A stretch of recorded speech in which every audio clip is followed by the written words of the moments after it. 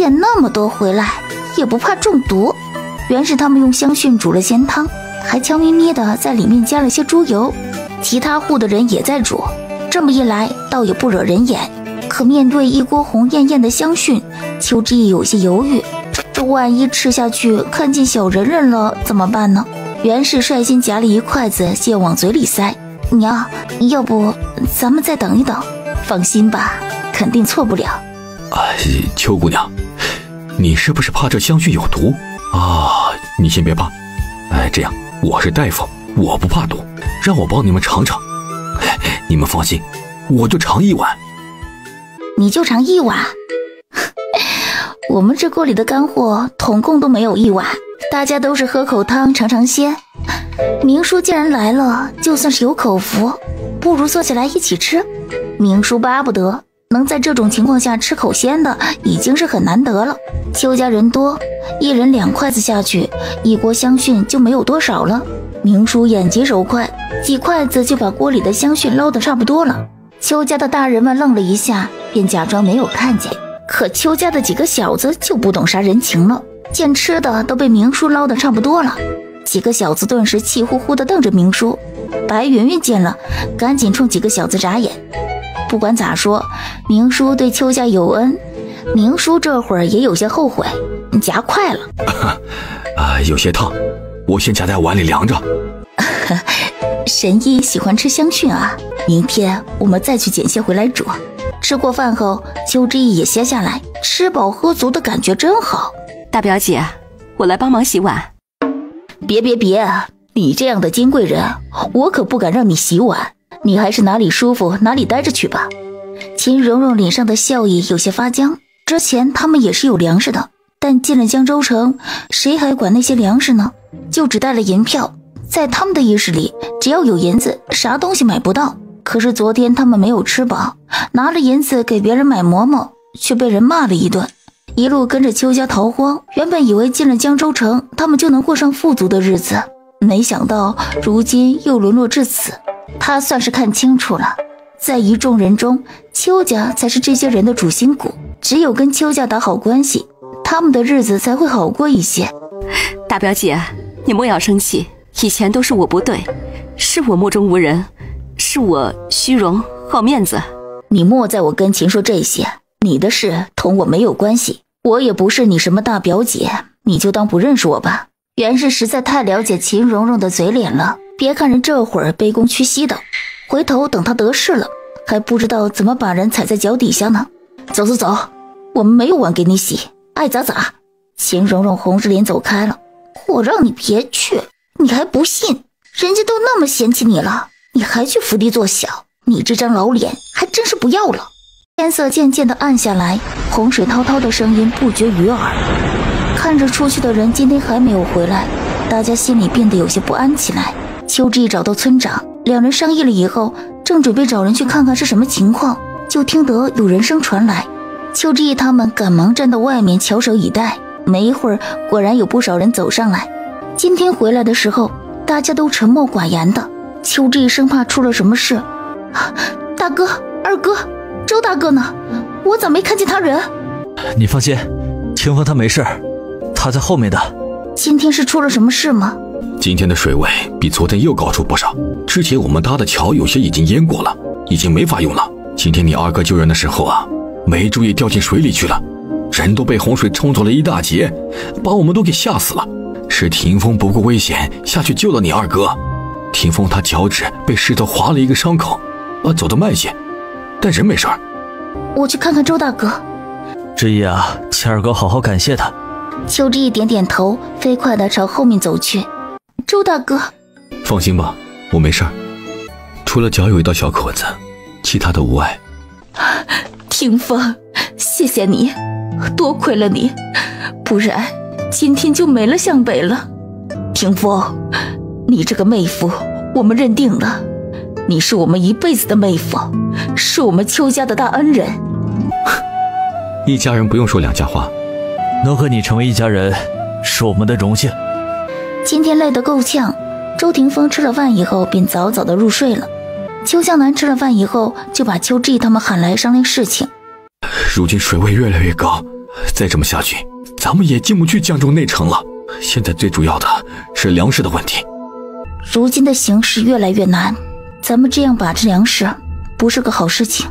要是后面没了粮食，这些人会追着我们要粮食的。倒不如明天先把人数统计上来，咱们估一下粮食，按人头先分下去。这样一来，以后就算没有粮食，也没有人说我们什么。好，明天就统计人数，到时候按照人头来分粮食。分了之后我们就没有责任再管他们了，他们也就没有话说了。二哥，这些天我们村寨的人也帮忙救了人，救了粮食。我提议在所有从江州城里救出的粮食中分2口袋出来，拿来分给参与救人救粮的人，总不能让我们这边的人对我们也产生怨言。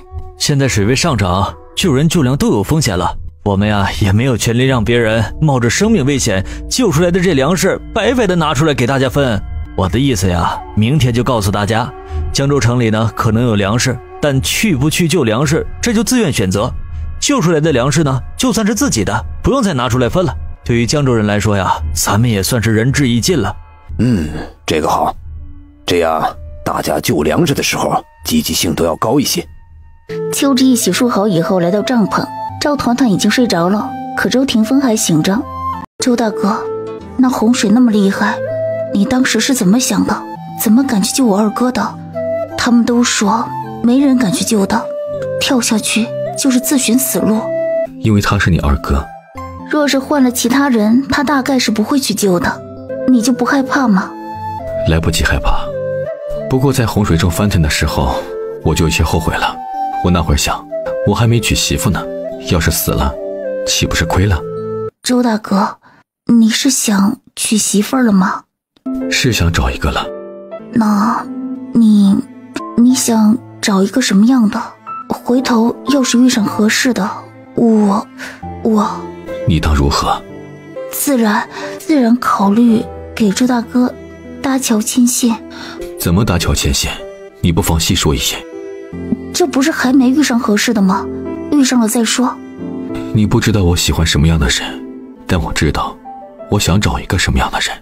那你喜欢什么样的？我喜欢像你这样的。你要是帮我找也好，你再找一个邱之意就行了。不是不近女色的吗？怎么他觉得他这么会聊的他都有些动心了。之意，我知道你的心思不在这些上面，你心里想着的是如何在这乱糟糟的世道里活下去，如何保护好团子和你的家人，这些我都能理解。我答应了要保护好你们俩，自然不会说话不算。不过既然是你招惹我在先，那你就不能怪我对你穷追不舍。今天生死当头的刹那，我脑子里想的是你。我想着你没有了我的保护，能不能顺利到达那江南富裕之地，想着要是我死了，是不是就不能再见到你了。我想着我都还没有抱一抱你，如何能死？一想到这些，本力竭的身体竟还能爆发出一点力道来。秋之一听他云淡风轻地说起这事，他心中不是滋味。逃荒路上谁知道意外和明天哪个先来呢？他想到这里，胆子陡然大起来。秋之一坐起身，突然伸出双手抱住了周霆锋。周霆锋，这幸福来得太快，像过境的暴风。在他想主动伸手环住他的时候，秋之一一下就放开了双手，坐回了原来的位置。之一，你这是答应了我和你的亲事了？该怎么描述他之前和他的关系呢？物主，周大哥，现在是逃荒，一切都以活着为目的，男女之情确实不在我的考虑之中。我对周大哥有好感，但这些并不是时候。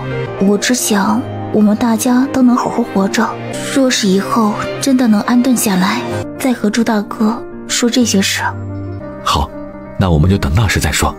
不管如何，他既然承认了他对他有好感，他又日日守在他身旁，不怕他跑，以后有的是时间。两人重新谈好以后，各自心中都带着一丝甜蜜。不过目前最重要的就是如何好好活着的问题。今天的谈话至少让他们对未来的美好多了一丝憧憬。你脚好一点没有啊？不要紧，一点小口子，无碍。这都受伤了还笑得这么开心。我说霆锋啊，你是不是遇到什么高兴的事了？这么明显？哎，妹夫，你说一说，到底有啥高兴的事儿？说出来大家一起开心开心呗。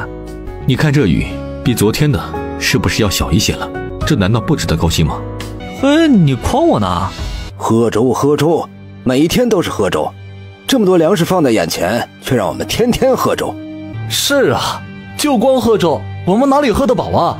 除了干活的能吃干饭以外，其他人都得喝粥，吃那一碗干饭就要干一整天的活，咋能不饿呀？就是，要喝粥，大家就要公平，大家都喝粥，别搞两种样式。吃了几天的粥，我这嘴里都能淡出个两来了。小子，你别忘了，是谁把你们从洪水里救出来的？是谁冒着生命危险去洪水里给你们抢的粮食？怎么的，不想喝粥，你可以不喝呀。粮食本来就是我们江州人的，你们就是拿江州人的粮食来做人情，谁知道你们后面要做什么打算？万一你们救我们是别有所图呢？这位大哥，这只是你自己的想法，可不是我们江州人所有人的想法。邱公子他们带着人不顾危险的把我们江州人从洪水里救出来，还冒险去救粮食。你们自己这些天也看见了，他们有的人还因此受伤了。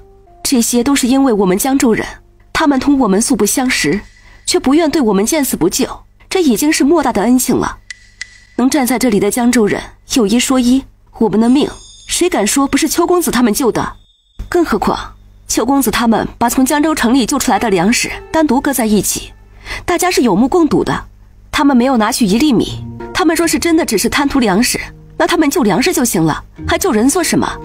这不是给自己找麻烦吗？可不是嘛，邱寨主这些天为了我们吃了那么多苦，人都受了一劫，昨天还差点被洪水冲走，咱们可不能忘恩负义啊。就是，洪水来了，多少人死在洪水之中啊，咱们能活着就是因为邱寨主和村长啊。刚刚这位兄弟啊说得对，大家来了这山上已经这些天了，天天都是喝粥的，这确实啊是有些对不住大家的。但是大家呢也都看见了，确实是我邱某有心无力呀，请不起大家吃顿好的。既然这样，邱某啊就不耽搁大家各自的前程了。这样呢，我先把我的想法呀和大家说一下，如果没什么问题，那就按照我现在说的办。刚刚呀我清点了一下，这里呢一共有7、80袋粮食，大概呀有6、7千斤左右。我们呢就按照人头把这粮食给分下去吧。分下去之后呢，各位要是想吃干饭稀饭，这就都同我没什么关系了。以后呢大家也不能过来找我了，你们有粮食就多吃一些，没有粮食就自己想办法去。总之呢，把粮食分了之后，咱们就互不干涉，以后桥归桥，路归路，各走各的。我们邱家寨的兄弟和如意村的兄弟这几天啊，一共帮忙收起了这20、30袋粮食的，他们也是为了这些粮食真正流过汗水的。我从这里面拿出3口袋的粮食分给他们，你们没有意见吧？没有意见，这3口袋粮食都是委屈了邱家寨兄弟和如意村的兄弟了，要是条件允许，重金酬谢也不为过。既然如此，那剩下的粮食你们江州人啊就按照人头分下去吧。对了，如今水位上涨，是救人也好，救粮也罢，都太危险了。大家以后啊，要是能进城去救粮，那所救出来的粮食就都是自己的，不用再交上来了。按这么算下来，江州人每人能分得6斤粮食左右。把粮食分下去了，邱之义心里也安定了一些了。明叔他们在附近发现了一个不大不小的山洞，他们准备搬过去。这么一来，就算彻底和江州人断了关系。我们一家可以和你们一起走吗？赵寻欢说是跟着他们，其实就是在寻求庇护。邱姑娘，你们这么多人南下，这以后还不知要遇上多少难处呢。过了江州，再过银州才到通州，过了通州才算是进入了江南之地。你们一行人人生地不熟的，总要人关照才好顺利到达江南。我们一家除了目前无法出江州以外，出了江州，你们一行人要是遇上什么难处，我可以答应邱姑娘，只要钱能解决的都由我来解决，但前提是邱姑娘要护我们一家子。一听这话，邱之义有些心动，他指了指如意村和邱家寨的人，这么多人你都管？邱姑娘，我是一个商人，商人重利，我知道如今要出江州地界很难，所以今天你护我一家，以后我定数倍还于你。你们邱家寨和如意村的人加起来也快上千人口了，我只能跟你保证，你们以后若是选择一个地方安定下来，这1000口人，我愿意为他们负担半年的花销。至于其他的，若是南下途中需要打点安顿的，我也愿意出钱。我考虑一下。契约我已经写好了，你要是觉得行，就在上面签字画押。我们虽然重利，但也是一诺千金。好，我和我大哥他们商量一下，晚些时候告诉你。三妹，你是同意他和我们一起的，对不对啊？自然是同意的。二哥，这赵家就是一个财神爷啊，虽然现在看着是我们吃亏了些，但从长远看，只要我们熬过了这一关，以后就能顺利不少。真到了那富裕之地，更是需要花钱。你看看我们这群人，钱袋比脸还干净，到时候如何立足啊？行，那就让他们5个跟着吧。邱志毅随即找到了赵寻欢，答应了让他们同行。重新安顿好以后，众人都觉得顺畅了不少。死人了，死人了，好多的死人！天哪，天哪！怎么会这样？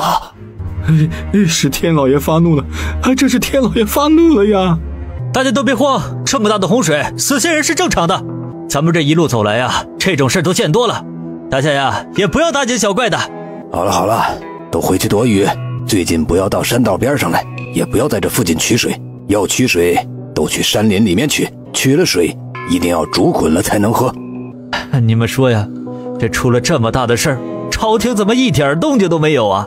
这江州城这次不知道死了多少人，哎呀，咱们这些老百姓的命就真不是命了吗？如今江州水势已成这样，只怕稍微一段时间，咱们都要被困在这里了。知夜，你觉得这雨还要下多久啊？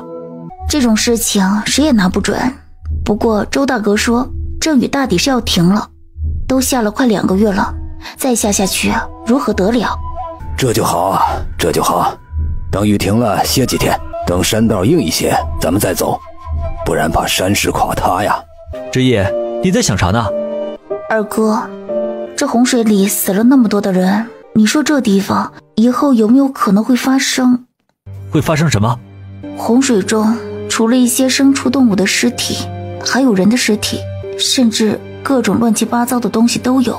这些东西混在一起，难保不会惹出新的祸事，比如疫病。什么？不会吧？知夜，你可不能乱说的啊！虽然他没有经历过这种事，但这种事也是发生过的，只是从村里老一辈人口中代代相传下来的。传言一旦被疫病染上，那就不是一个个的死了，而是一堆堆的死，甚至是整个村子的死，那比什么都来得可怕。即便那些故事被传了上百年，但其遗留的恐惧纵然隔了不知多少代人，也还是很害人的。爷，你可莫要胡说呀，这事儿可不是小事儿，这事儿对天下的人来说都是大事儿，是要命的大事儿啊！你们先不要紧张，我就是猜一猜，这种事也不一定就真的会发生。不管如何，咱们等雨停了，就趁早离开江州这个是非之地。好，就这么定了。知夜，若是真的，我是说万一真的有疫病，那我们应该能提前做些什么准备啊？我们能做的准备确实不少，你看这山连绵不断，这山里肯定有很多的药材，要是有人能配出药方子，咱们提前找好药，即便到时候真的有疫病，咱们也不是毫无准备。知夜，我这几天啊就叫人去准备好进山里去采药材，至于配方呢，好像除了名术的医术高一些之外，其他的赤脚大夫只怕也拿不出什么可靠的方子来。这件事交给我去说吧。萧逸的人走过来让邱之意过去一下，说萧逸有话对他说。邱之意正好也有事找他。邱姑娘，你如何看当下的事啊？惨，太惨了。邱姑娘，你虽然出身农家，但见识胆量可不是一般的农家妇人能比的。我想听邱姑娘的真话。朝廷做的事确实不是人做的事，或者说某些当官的确实罪大恶极。萧逸知道他所说的事，在江州水患之前，他有让他给江州知府送信，可惜那狗官杨凤因为根本没有执行那些策略，不然江州也不至于沦落至此。死了这么多人，一是天灾，二是人祸，朝廷中人确实难辞其咎。这有什么意义呢？死的人都已经死了，那些本该担责的人也没有人去追究他们，难不成还能指望他们自己良心发现，进行自我指责吗？那怎么可能？就算其他活着的人，也没有人去在意这些，毕竟活着就已经很难了，他们哪里又会去管这些事情？所以追究谁对谁错有什么意义？如何能活着，更好的活着，才是我们最大的期望。这些公道，有朝一日我一定替他们讨回来。萧公子，我想借明叔帮个忙。你借明叔做什么？是有什么事吗？萧公子，我曾经听人说过，大灾过后必有大义。你看洪水中既然有那么多的尸首，我觉得我们必须得做点什么。有些事不怕一万，就怕万一。好，我让明叔马上过来和你商议这事儿，我再写信通知一下，看能不能把信送出去。这样一来，即便有什么，我们也能提前应对。大灾之后必有大义，确实是有这个说法的。唉，如今可真是多事之秋啊！现在也不知道到底会不会有，我只能把我知道的一些防疫的方子写出来，大家按着方子备些药材。明叔，我不是很清楚这些药材的药理，但我听人说过几味药材也是防疫病的，具体是啥情况我不大清楚，你听一听，要是能用的话咱们就用，要是不能用你就当没听见。你说说吧，若是有用，我自然会用上的。秋季随即说出几味药材来：龙胆草、白头翁、半边莲，这些确实是有清热解毒的功效啊。若是几味药材混合起来，那解毒的作用是不是会加强呢？嘿呀，秋丫头，你说的这些果然是好东西呀，我怎么就没想到把它们都合起来用一用呢？啊，我现在就去找来几种药材试试效果。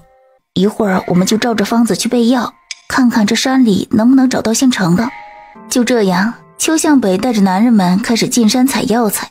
这几天邱寨那边的人有没有什么动静？也不知道那群土包子犯了什么病，竟然集体进山去采药了，一个个的采了满满的一背篓，还说明天还要去采。真不知道他们是不是准备把这些药材当饭吃啊？你确定他们采的是药，不是摘的野菜？不是，我听他们亲口说的，不会有假的。再说远远就闻到了一大股药味，这还能有假？就是去采药了。可是他们中有很多人生病了。也没有啊，我看他们一群人都活蹦乱跳的，不像有人生病的样子。这下冯玉安越发的困惑了，他也顾不得其他了。纵然知道邱家寨的人不大欢迎他们，他还是厚着脸皮走过去。表哥，这是做什么？哦，三表妹，我就是想来问一问你们这么多人采了那么多药做什么？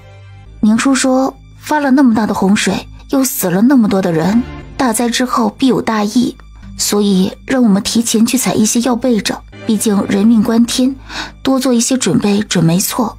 啊，疫病？三表妹，神医当真这么说的？之前他也是一路跟着过来的，自然知道明叔确实是有真本事在身的。你们要是无事，我劝你们也去采摘一些药材备着吧。啊，那是自然，那是自然。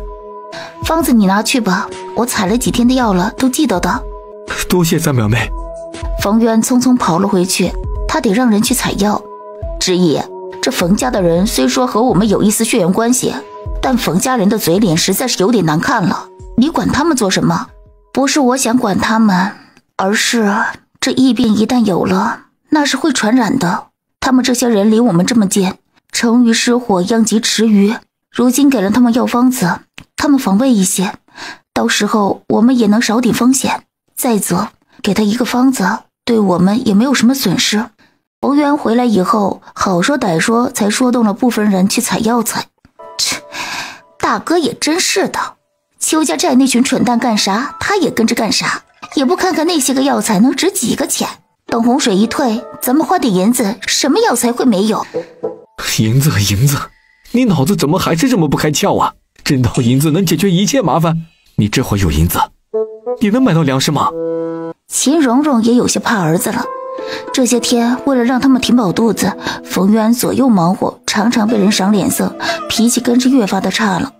这边邱家寨的人采回来的药材，按照明叔的要求进行了分类和保存，大家已经采了不少了。明叔估摸着差不多了。一连几天以后，下了2个多月的雨，终于停了下来。这下好了，等洪水退了，我们就能继续赶路了。知意，这洪水要是退了，我还是想先回江州城里看一看。不过你放心，我之前答应你们的事还是作数的。你回去看什么？洪水那么大，你家里的东西肯定都被冲走了，就算没有被冲走，里面的好东西肯定也被人拿走了。一些身外之物罢了，冲走了就冲走了。我家逃难的时候啊，就是把门开着的，原本就打算留给有需要的人，如果不给他们的话，被洪水冲走了也是浪费。大不了啊，我到时候再重新添置就行。你想得开那就好。那就不瞒你了，当时进城的时候，我们顺道在你家院子里逛了一圈，顺道拿了些东西。我就说嘛，你嫂子脚上那双鞋怎么看着那么眼熟啊？原来是我的鞋子啊。你就当被洪水冲走了吧。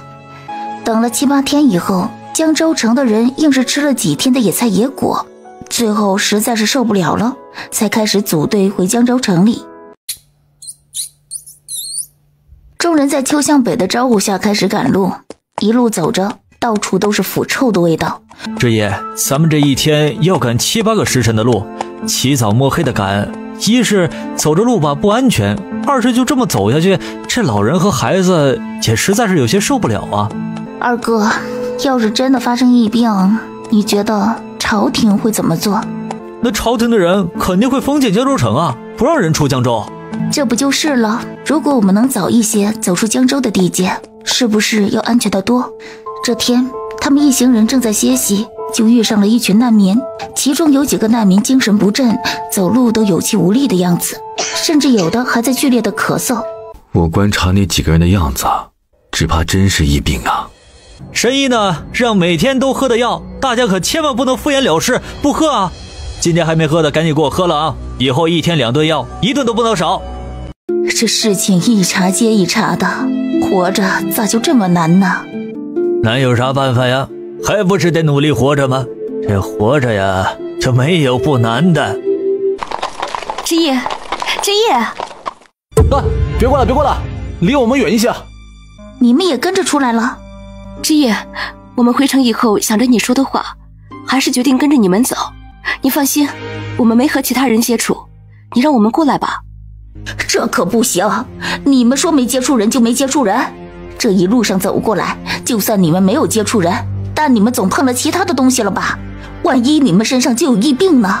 神医说了，这疫病不可能染了立马就有反应，总得有几天时间。你们现在得离我们远一些。寻欢，你放心，我们答应你的事就不会出尔反尔的。你们先和我们保持一段距离，等观察几天没事了，你再同我们一起走就是。我们这里有熬好的药，你们拿去喝。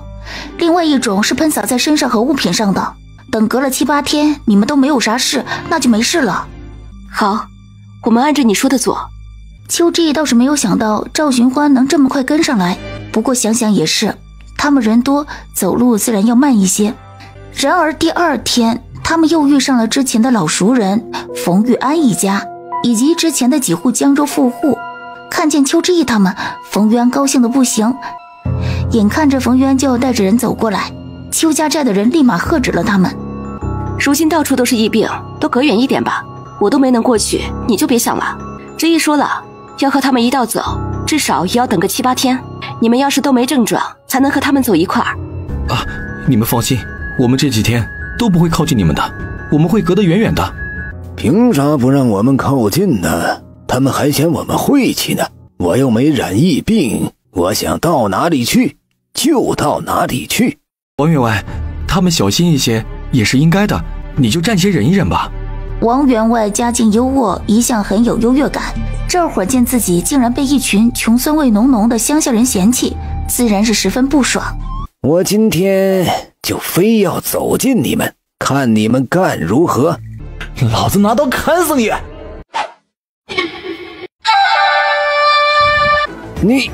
你想做什么？王员外觉得这么后退回去挺没有面子的，当即就朝前面走了2步，以示挑衅。就在他准备再走2步就退回去的时候，王员外这才彻底明白什么叫人狠话不多。娘，我以前怎么没有发现这个周霆锋还挺迷人的？娇儿，我可告诉你，这周霆锋可是邱之意的男人，你要是敢生出什么不干净的心思，仔细被你大哥打死。这一路以来，他家温润可亲的儿子现在变得暴躁，冯玉娇脑子犯糊涂的时候还会落得冯玉安的一巴掌。我就是说，那周霆锋哪里比得上萧公子？我还是比较喜欢萧公子。这种给脸不要脸的老东西活该。哎，都是霆锋善良，还给老东西留了一命。要是我，直接朝他脑袋上一剑，先礼后兵，懂不懂？给你几分薄面，你还不知道收敛。这下好了，成瘸子了吧？我这辈子谁都不服，就服周霆锋。哪有你们说的这么厉害呀？一般般了，就是百发百中而已嘛。邱大哥，看你嘴都咧成什么样了，你还装呢？有了周霆锋杀鸡儆猴的事，其他的人再也不敢随便靠近邱家寨的人。然而冯玉安却隔得远远的，喊着三表妹三表妹。邱之意只好硬着头皮走出来。三表妹，上次我和你们一起采的药我都带着的，你能不能教教我们，看看哪些药材可以一起熬，哪些是熬来喝的，哪些是熬来喷洒的？三表妹大恩大德，我一定铭记于心。邱之意把几个药方子和熬药需要注意的点同他说了。三表妹，这是我的一点心意，请你务必收下。以后求邱家的事还多着呢，冯渊知道必须得讨好邱家人。你这是什么意思？就是一个金镯子，一点小心意罢了。这东西要是放在平时还能值点价钱，如今在这逃荒路上可什么都不是了。我这也是一点小心意。说罢，他隔空把盒子扔到邱之意跟前。白云云赶忙拿来消毒的药水，朝那盒子喷洒了一阵。好了，可以捡起来了。邱之意也没客气，不要白不要，谁让他也确实帮过冯玉安几回，那就多谢表哥了。这边看见冯玉安又给邱之意送东西，冯玉娇气的把袖子都捏皱了。娘，大哥该不会是喜欢上那小寡妇了吧？那种残花败柳他都看得上，也不怕给咱们冯家的祖宗丢脸。你莫要乱说，人家有男人的。天黑以后，大家生了火堆，各自躺在自家的棚子里。江州出现了疫病，朝廷一定会心动的。我怕。你怕什么？怕到时候我们出不了江州。出江州至少还要3个月，朝廷出手不会这么慢的。到时候我怕江州会被封闭起来，不让人出。那也是没有办法的事，咱们也没有翅膀，不能一下就飞走。若是真到了那个地步，也只能看一步走一步了。不管如何，我都和你还有团团在一起。那是自然，当初咱们就说好的，你保护我们母子，我管你日3顿，你可不能做言而无信之人。好，为了这一日3顿，值了。想到即将来临的浩劫，邱之意有些难以入眠。不行，他得去看看自己的空间。最近忙起来，已经好久没有去空间里晃悠了。他微微侧手，见周霆锋背对着他，已经睡了。邱之意随即便进了空间。周大哥，你醒一醒，我有话对你说。怎么了？睡不着吗？周大哥，我有些话想对你说，但可能我说的是有些离奇，你可不要害怕。你放心，我不害怕。我有一个世外桃源一样的地方，我在里面可以种东西、存东西，还能来去自如。哦，对了，我里面还有许多的地，最近土地有点多，你种不过来，所以要找个帮手。我就是觉得有土地不种挺浪费的。是挺浪费的。周大哥，你当真不害怕不好奇吗？实际上我自己都没有想到我会有这样的一个能力。这世界之大，无奇不有，我不知道，只是因为我见识少罢了。不是要种地吗？你能带我进去看看吗？邱之意想到上一次带赵团团进去，没一会儿就闪退出来了，也不知道周霆锋能进去待多久。不过空间领土面积变大，想来空间已经升级了，这么想着，邱志意念一动，下一刻，邱志和周霆锋便一起出现在了空间里。看着眼前的一幕，周霆锋纵然再有心理准备，这会儿也傻了，他还真是有一片世外桃源呢。周大哥，不是我故意要瞒你，只是这怀璧其罪的道理，我不得不防。除了我，没有人知道。那是当然，除了周大哥，我谁都没有告诉。看着满屋子堆积的东西，难怪你能说供我1天3顿呢。这一屋子的粮食确实能供我1天3顿。周大哥，你就别盯着这屋里的东西了，快拿锄头帮忙种东西吧。这空间也不是想待多久就能待多久的。再说咱们种一些还得回去睡觉呢，这里面的地啊，种着也是实打实费力气的活呢。周霆锋话不多说，拿起锄头就开始干。邱志帮忙弄种子和浇水，两人配合得很好。没一会儿，一块地就种了不少。估摸着时辰，邱志正要说明天再种的时候，一抬眼就看见周霆锋从空间里消失了。邱志出来以后，就看见周霆锋一脸懵地坐在凉席上。邱志抬起袖子擦了擦额头上的汗意，见他也出了一层薄汗，从旁边找出一方帕子递给周霆锋：“睡吧。”你平躺着睡，我背对你侧睡，也是一样的。平躺着睡要舒服许多。邱志悄悄地回身朝身旁的人看去，那冷峻如丝的轮廓在隐隐的火光中竟透着丝丝柔和。第二天，他们一行人匆匆忙忙起来，准备收拾妥帖后就赶路。邱姑娘，我家公子有事想请你过去一趟。公子，你有话要说？邱姑娘，如今江州的疫病已经有些严重了，这么一来，要不了多久，江州恐怕要封城了。你可能还不知道，这已经是最坏的结果。最坏的结果就是整个江州城的人为这场疫病陪葬。朝廷的人难道就这么不顾江州人的死活吗？江州人至少也有几十万人口，草菅人命也不是这么一个奸法。这世上最不可直视的就是人心。那我们总不能坐着等死吧？邱姑娘，实不相瞒，我也是朝廷里的一个小官。我虽然人微言轻，但也算是熟悉官场之人的德行。想要破解眼前的难题，那就只有让外面的人相信，江州得疫病的人只有很少一部分。朝廷就算是计较起来了，也不至于把整个江州城都放弃了。我想派人把邱姑娘之前和明叔一起研究的药方子传扬出去，让更多的人开始防御疫病，这样一来才有可能减少疫病的发生。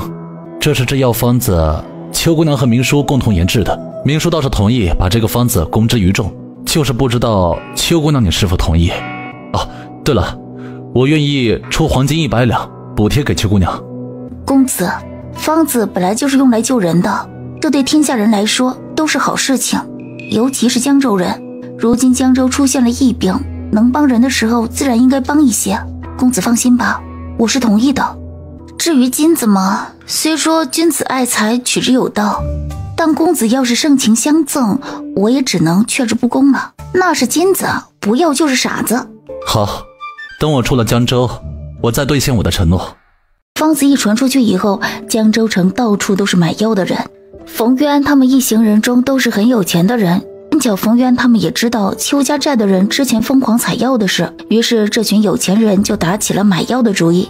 三表妹，这些掌柜都说了，他们愿意出平时5倍的价钱来买你们的药材，只要你们肯卖，价钱好商量。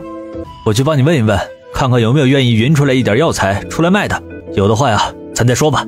邱向北也很清楚，虽然现在银子不是很重要，但他们一行人总要落脚，以后不管在哪里安家都是要花银子的。现在赚银子还好赚，可等过了这难关，银子也不会这么好赚了。之前他们确实采了不少药材，多少匀点出去，对他们来说影响不大。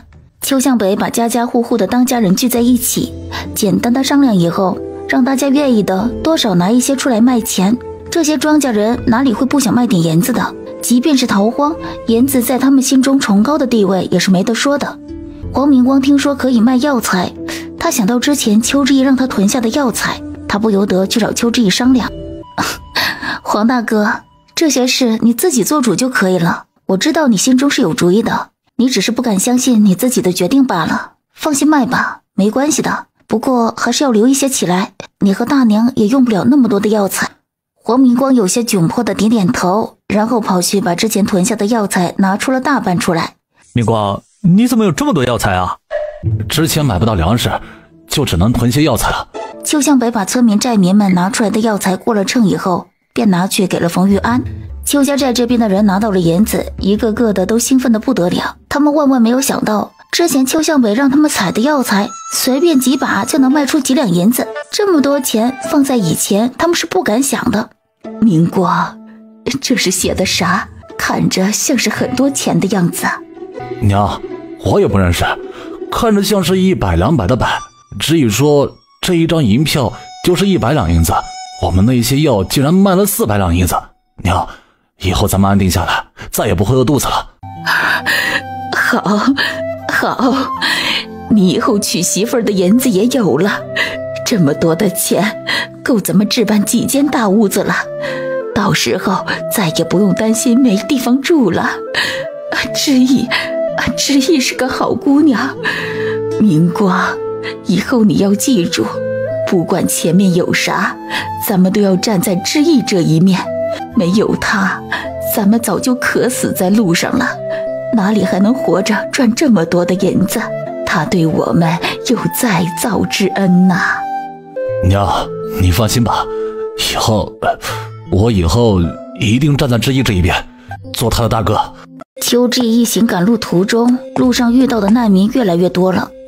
一行人一连走了1个月，随着时间的流逝，天气也在逐步转凉。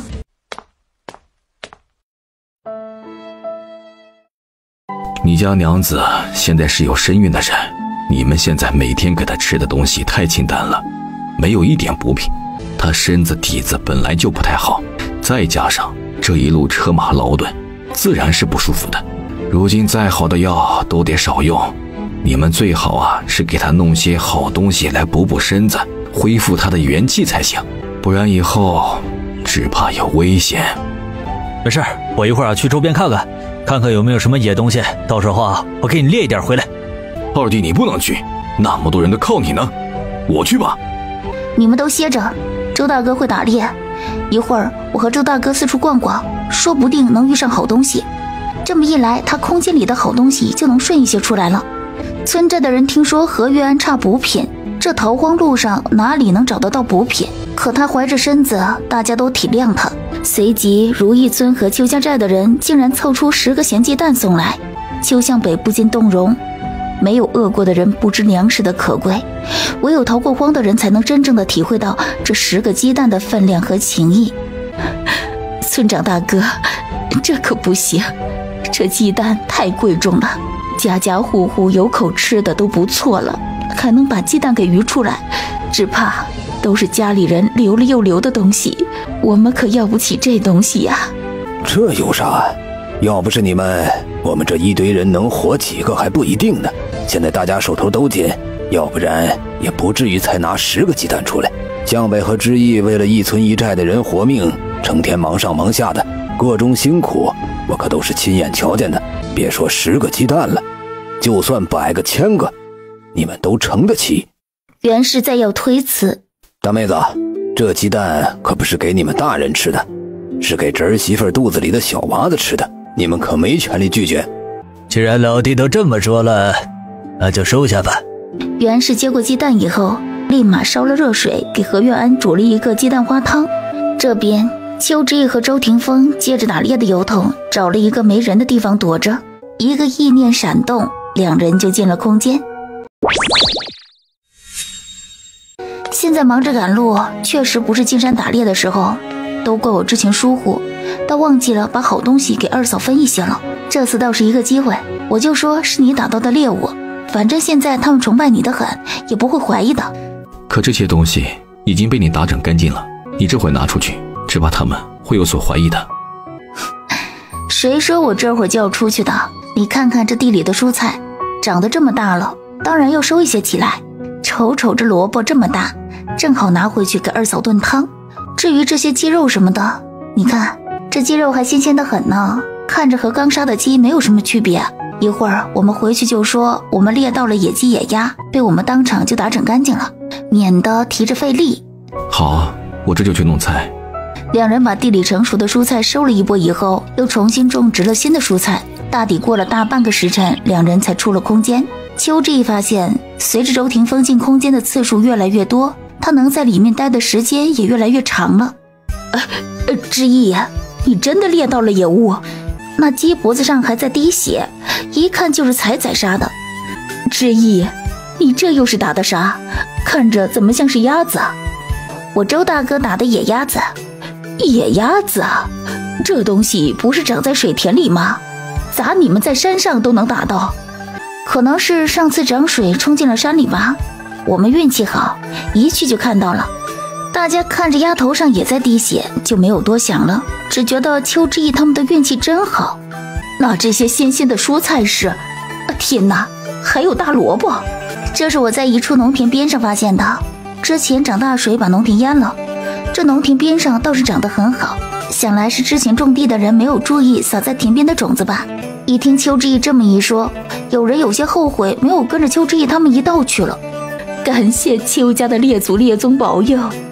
没多久，邱家简单的支起炉灶，旁边冒出了鸡肉的香味儿，那味道一散开，真是馋人呐。不过大家都知道，这是为了给邱家那个怀有身孕的儿媳妇炖的，一个个的倒是没有什么眼红说风凉话的。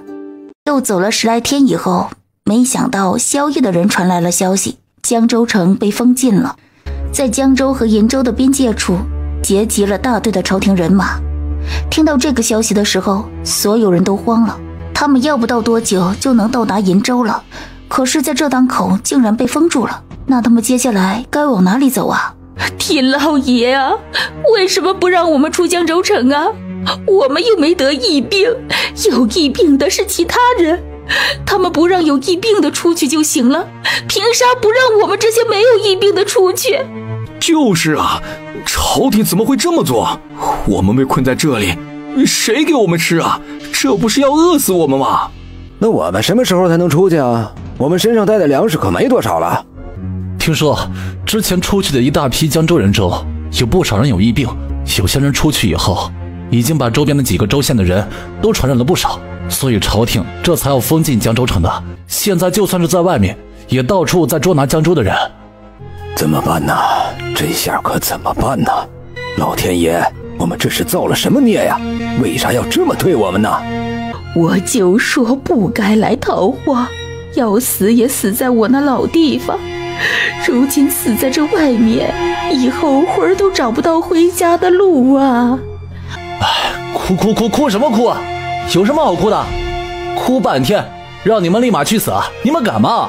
不敢死就给我打起精神来！只要咱们脚下还有土地，身上还有力气，还怕活不下去吗？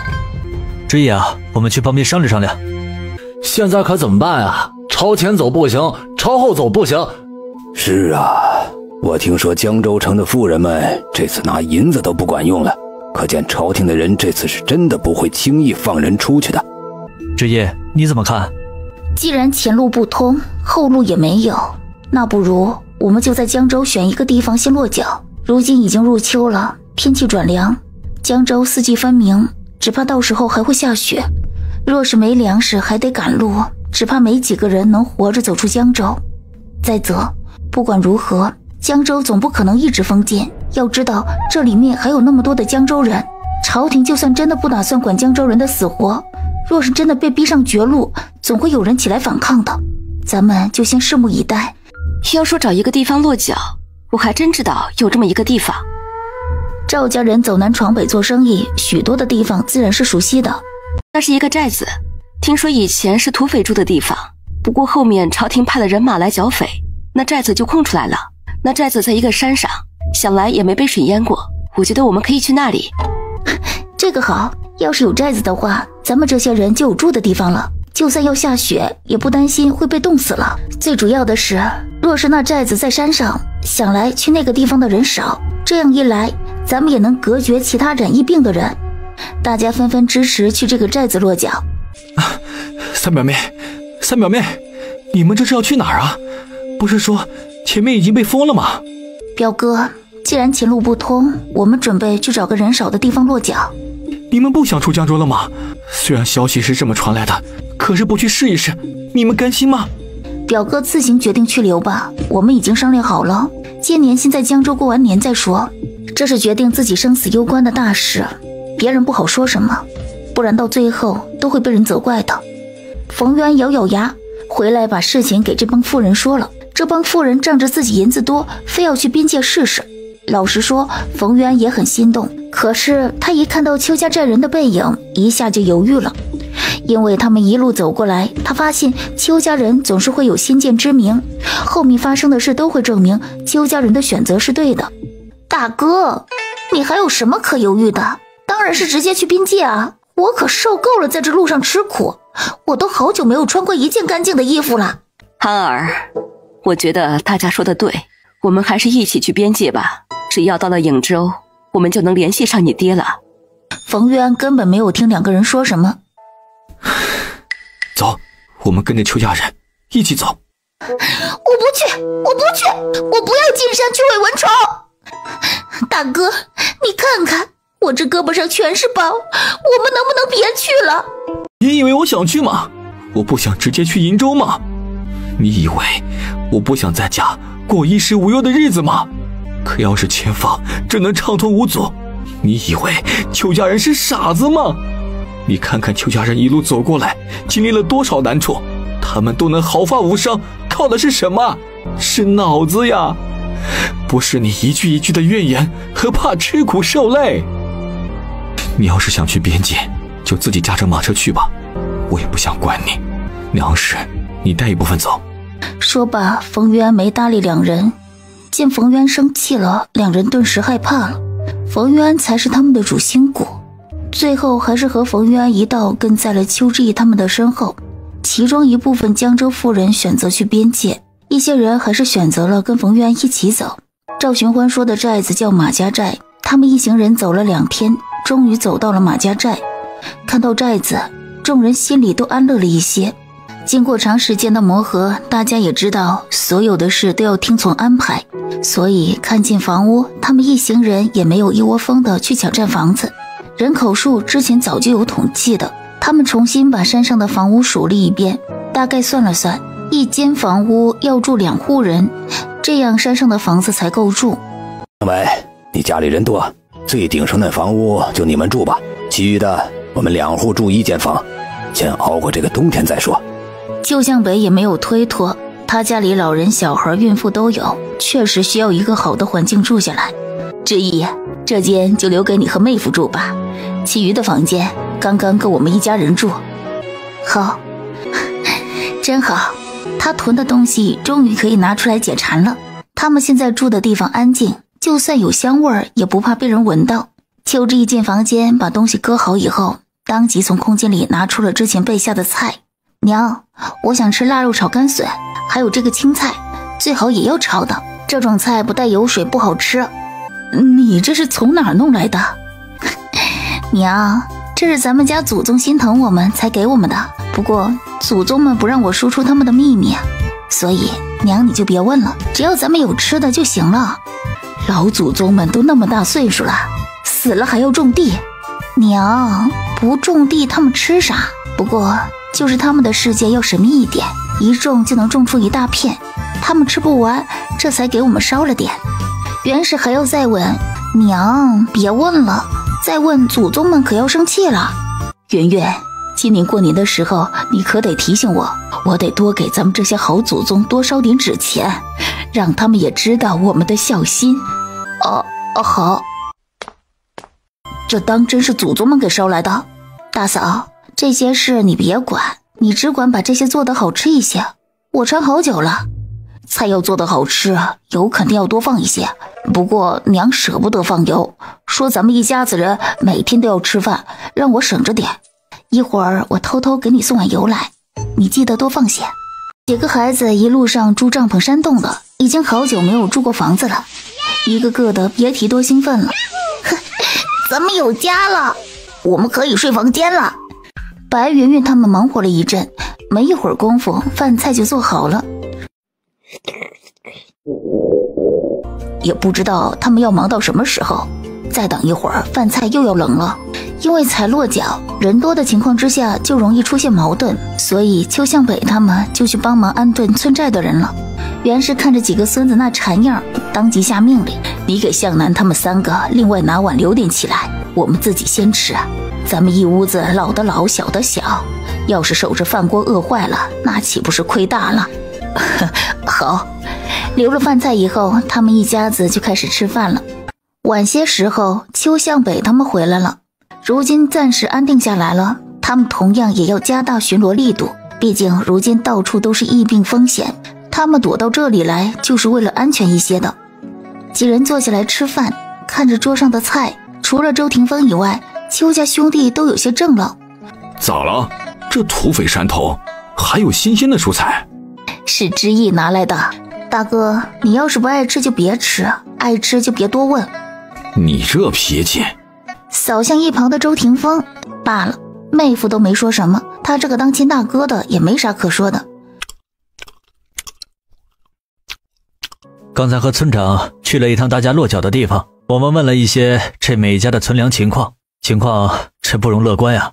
这最多的存粮户能坚持到开春后，其他大多数的人啊，最多只能再坚持2个月左右，还有一些啊，只怕连2个月都坚持不了了。这要是没有吃的，这个冬天呀，只怕都难过得很啊。只怕到时候又要有不少人饿死啊。邱向北缓缓地看向邱之意，二哥，你别看我，村寨那么多人，可不是我一个人能做什么可以改变的，就算能改变，但效果估计也不大。不过咱们也不能坐以待毙，这样明天大哥就带着村寨的男人们四处打猎，看看能不能打点野物进来。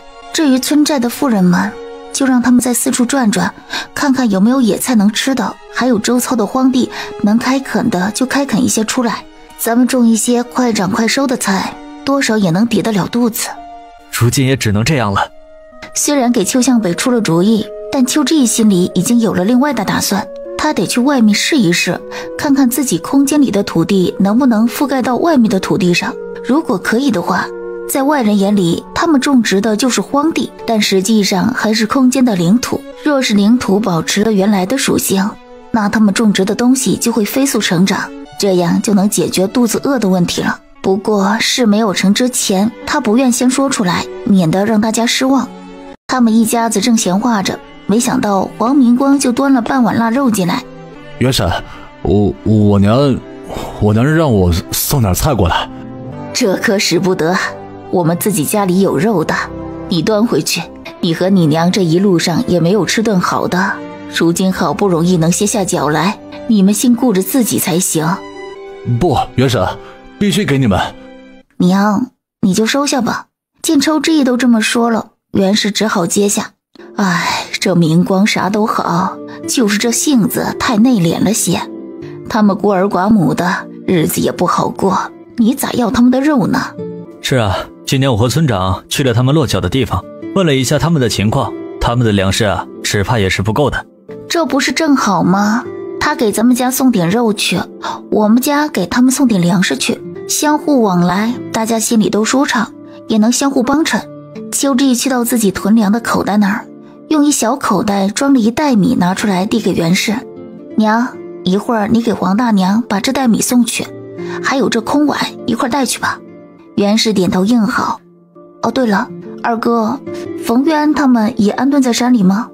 咱们最下面不是还剩2间空房呢吗？冯玉安拿了银子出来求了我们半天，我和村长也不好拒绝他们，就让他们在下面的屋子里啊歇了下来。那冯玉安看着是挺不错的，就是咱们那个姨娘有些矫情哦。还有那个冯玉娇哭哭啼啼的，真不知道她哭什么。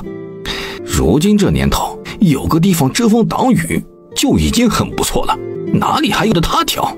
这位萧公子啊，也不知道是什么来头，我看他手底下的人做事利索得很，口风也紧，平时说话做事啊都是滴水不漏的，反倒是明叔啊还好说话一些。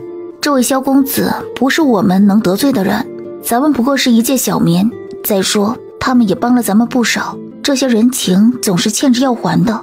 我知道萧公子喜静，就把他们呀安顿在咱们下面的房屋里了。我们2家呢也隔得不远，真有啥呀，也是能听得到动静的。一家人聊了一会儿以后，就各自去做事了。邱志毅同周霆锋、赵团团睡一个房间，三人各自躺下后也没有说什么话，毕竟都累得很，一会儿就睡着了。可睡到半夜的时候，风声中恍似有刀剑相击的声音传来。周霆锋猛地睁开眼，毫不犹豫拿起手边的秋意剑。邱志毅也警醒，瞬间就醒过来。周大哥，出什么事了？你别担心，声音好像是从明叔他们那里传来的，好像是有人在打架。你在这里好生看着团子，我去看看是什么情况。周霆锋没有立马动身出去，而是去把邱向南、邱向北给叫起来了。你们在这里好生守着，有什么事就喊我的名字，我去看看。周霆锋离开以后，不远处的打斗声还在继续。要不我去看看，万一真有啥，霆锋一个人怕是应付不过来呀。大哥别去。就是你去干啥？妹夫那么高的功夫，你要是去了，他还要来救你，你这不是添乱吗？那你们总不能让我们就这么干等着吧？邱志毅想了想，你绕开他们住的地方，去把村寨的男人都集合起来，全部点上火把，声势弄大一些。邱志毅没有猜错的话，萧逸这怕是遇到刺客了。果然没一会儿，邱向南就带着一众人气势汹汹地朝萧逸他们所在的房屋而去。他们人刚刚赶到，就看见有几个黑影狼狈地逃窜了。邱儿一看就要追，别追，群寇莫追。这是怎么回事？村长看着死人了，顿时吓了一跳。没事，就是几个想抢人的贼，被我的家丁和周公子联手杀了几个。大家听着都不由得心有余悸，要是这盗贼不是进的萧逸他们这一家，那惨的可是他们。村长，你让他们呀都回去歇息去吧。公子，你没事吧？应该是死不了的。邱志毅暗想，那倒不用你说。周公子身手敏捷，实乃高手。今日是萧某欠了公子一命，有机会萧某定当报答。当真？自然当真。莫名有种要被算计的感觉。那就多谢萧公子了。周大哥，那我们回去吧。萧公子，不知道这群人为啥要杀你？我看逃了几个了，难免他们不会杀回来，我看你还是要多加防范才是。无妨。这些人身手了得，不像是一般的杀手，并且他们直冲萧公子而去，可见目标就只是萧公子。他们那一堆就他长得最好看，要杀肯定是杀他了，这什么道理？长得丑不配被人刺杀？不过每个人都有每个人的秘密，他们并未对萧逸的事刨根问底。回来以后，邱向南还在纳闷，也不知道萧公子惹了什么厉害的人，竟然要叫那么多人来杀他。袁氏一听打杀的，当即吩咐大家以后离萧逸他们远一点，免得受牵连。第二天一大早，邱向南和邱向北就带着村里的男人们一道去山里打猎去了。邱志毅则带着村里的妇人们开始四处找野菜，半大的孩子们也没闲着，一个个都在林子里捡柴。冬天眼看就要来了，到时候雪下下来，没有柴火会被冻死的。邱正生这个年纪的人就被安排去四处走动走动，看看有没有能开荒的地方。所有人都在为了活着忙碌着。让邱志毅很惊讶的是，在他们采摘野菜的途中，邱志毅竟然看见了冯玉娇这个娇滴滴的大小姐。姑娘，你是摘回去喂猪的吧？你这些可不是野菜，是野草。你胡说什么？明明我摘的和你摘的都差不多，凭什么你的是野菜，我的就是野草了？哼，爱信不信。又有人告诉冯玉娇那是野草以后，她才红着脸把篮子里的野草拿出来。邱志毅和黄母是走在一处的，两人走到一处林子中，邱志毅一眼就看见了一棵硕大的板栗树。大娘，我们有口福了。我就说跟着你这丫头肯定是不会饿肚子的，看看咱们知意，一看就是有福气的人。两人说着忍不住笑了，随即开始打板栗。矮的地方两人就拉着树枝摘，再高一点的地方，邱志毅只好找来一根长棍子开始打，黄母就站在树下捡。只是两人的响动没一会儿就惹来周边人的注意，邱志毅也不藏着掖着，当即喊人过来一起打板栗。反正他和黄母的背篓都装得差不多了，其余的总得分一些给其他人才像话。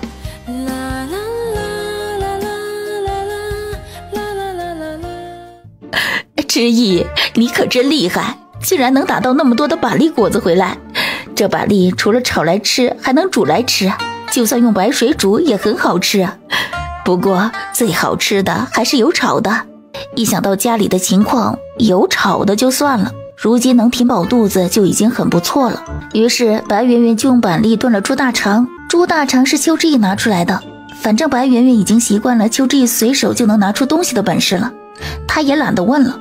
她算是看明白了，只要有小姑子在，他们一家子就不会饿肚子。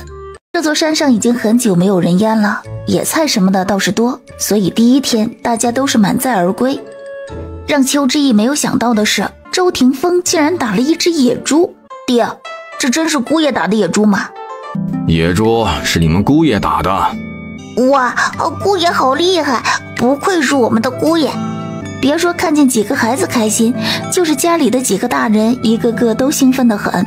看着一家子其乐融融的，周霆锋的轮廓也变得柔和起来。不是说那个萧公子受伤了吗？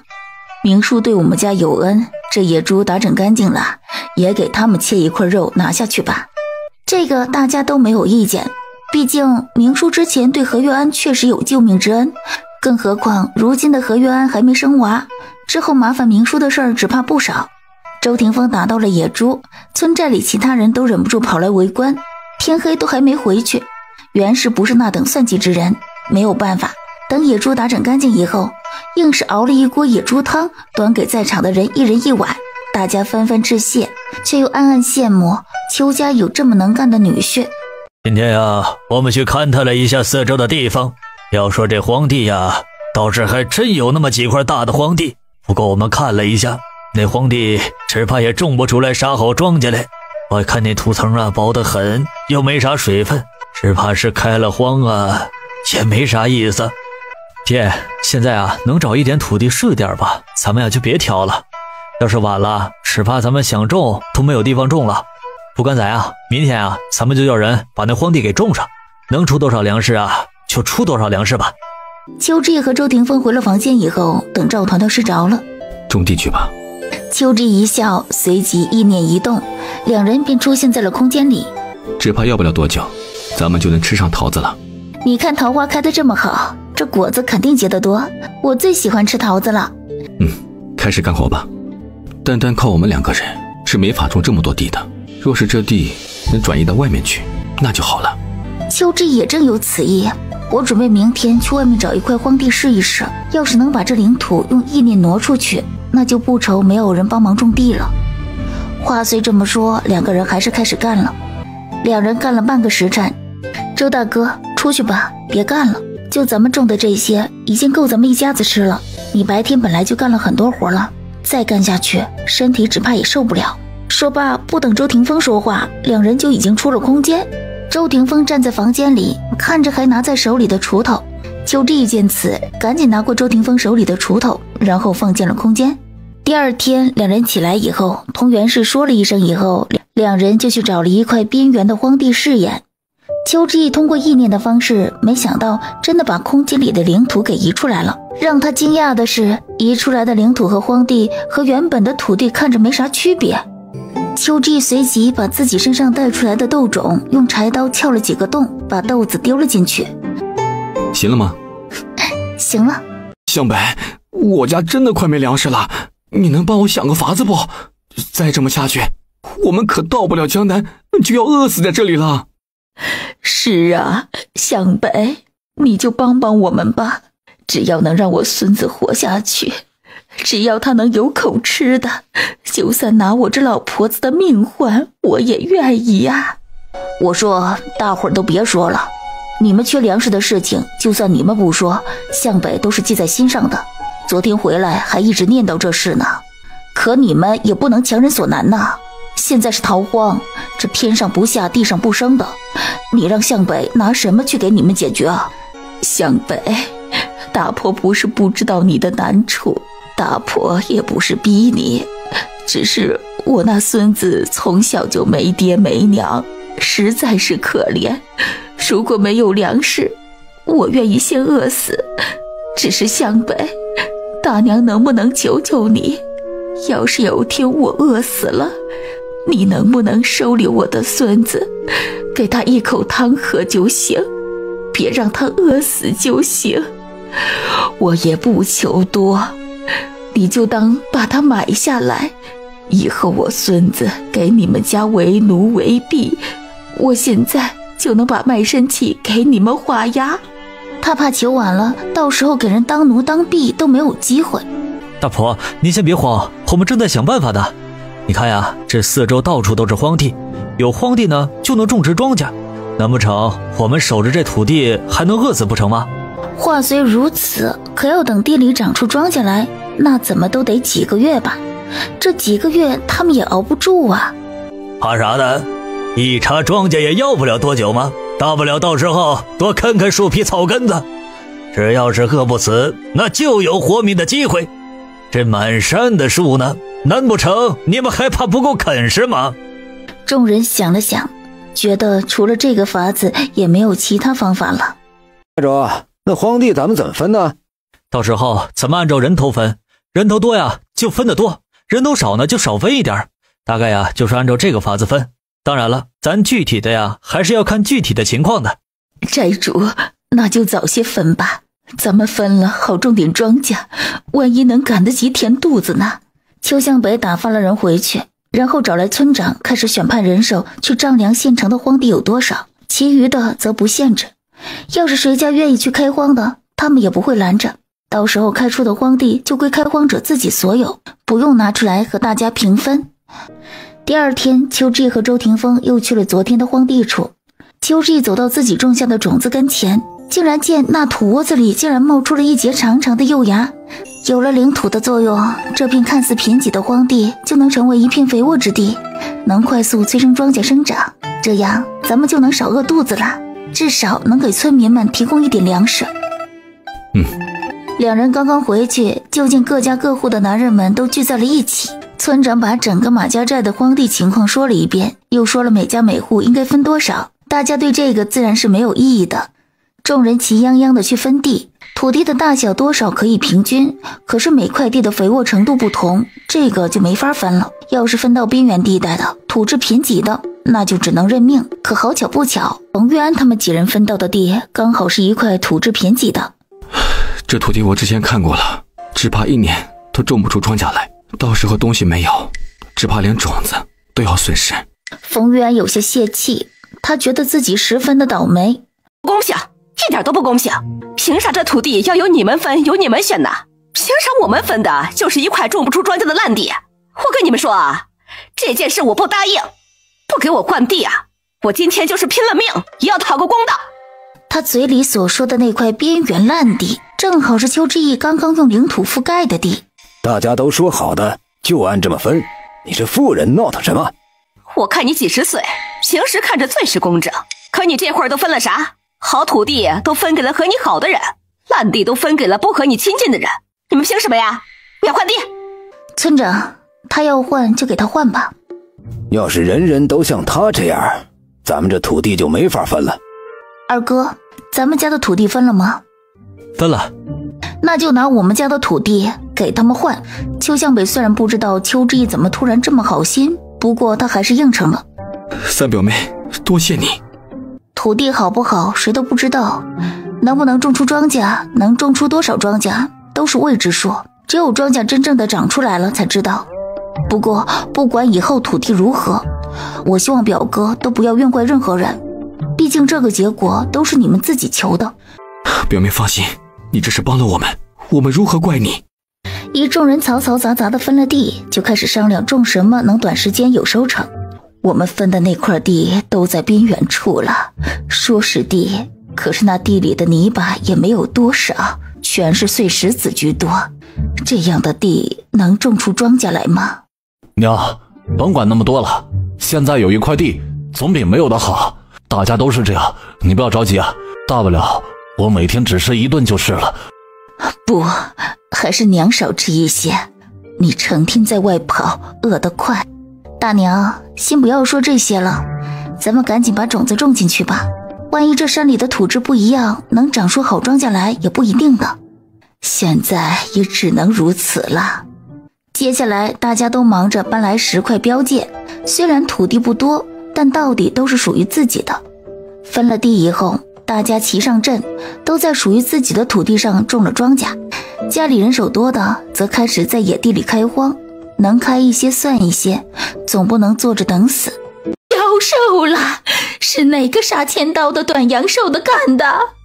这土窝子里才几颗粮食啊，你都偷？你不是人呐！你给老娘出来，老娘要和你拼命！你把老娘的种子吃了，这地里咋能长得出庄稼来？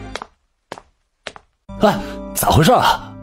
我前几天种的豆种，我今天过来看看有没有冒芽。我刚刚扒开一个土窝子看了看，里面根本就没有豆种。我连续扒了好几个土窝子，个个都没有豆种了。你们瞅瞅，这土窝子还有被撬开的痕迹，这肯定是被人把种子给偷了。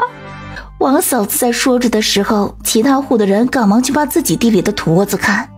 这一看，有好多户都同王嫂子一道骂起来了，那骂声真的是震耳欲聋。村长，你说我该咋活呀？放开！你这成什么样子了？那贼也不是偷了你一家的。还真是丧心病狂，连这点粮食都不放过。看来啊，咱们还得在这里加派人来看管这荒地。人饿起来的时候，哪里还管这些？那些豆种，一窝一颗豆子，多抠几次，加起来也能有一把豆子呢。到底是谁干的呀？让我逮住了，非得好好揍他一顿。都饿得来偷地里的种子了，他还怕被人打吗？寨主，村长，你们快来看呐，这里有好多脚印。这是上山的小道。八成是。你带几个人沿着这个脚印啊往下走下去看看，看看是通到哪里的。秋儿立马带着几个人就下去了，只怕是有其他的难民跟着上山来了。现在是偷种子，以后真的有庄稼长出来了，只怕还要来偷庄稼。那咱们辛苦种出来的东西，岂不是给他们种的？什么种出来呀？现在种子都让他们给抠出来吃了，这帮杀千刀的。职业，那我们现在应该怎么办呀？我是打算啊，以后巡逻值守的人分出来一些来这里守着，白天晚上都守着，你看这咋样？现在也只能如此了。几人商议以后，又让被偷了种子的人家重新种上去。寨主，不得了了！这马家寨的山脚下聚了好多的难民，我看他们一个个的瘦骨嶙峋的，都已经把那草根树皮吃了。刚刚我们下去的地方，就是他们偷摸上山的小道。我怀疑，咱们的种子就是被他们偷的。